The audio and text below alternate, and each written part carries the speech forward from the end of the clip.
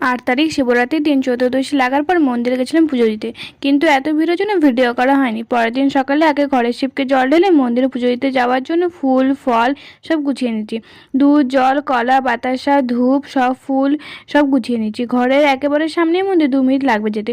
তো বোন আর আমি চলে যাচ্ছি পুজো দিতে। এই দেখো মন্দিরেও কিন্তু পৌঁছে গেছি। সকালে দেখছি অতটা ভিড় নেই, কালকে অনেক ভিড় ছিল, লাইন দিয়ে দাঁড়িয়ে পুজো দিতে হয়েছে। 8:30 থেকে লাইন দিয়ে 9:30টায় পুজো দিতে পেরেছি, কিন্তু আজকে সকালে খুব ভালোভাবে পুজো দিতে পেরেছি। পুষ্পাঞ্জলি দিয়েছি।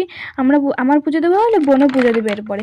কালকে লাইন দিয়েছি 1 ঘন্টা, আর পুজো দেওয়া হয়েছে 5 মিনিটের মধ্যে। রাত যত বাড়ছিল ভিড় ততই বাড়ছিল। তো পুষ্পাঞ্জলি আমার শেষ হয়ে গেছে, এবার আমরা বাড়ি চলে যাচ্ছি।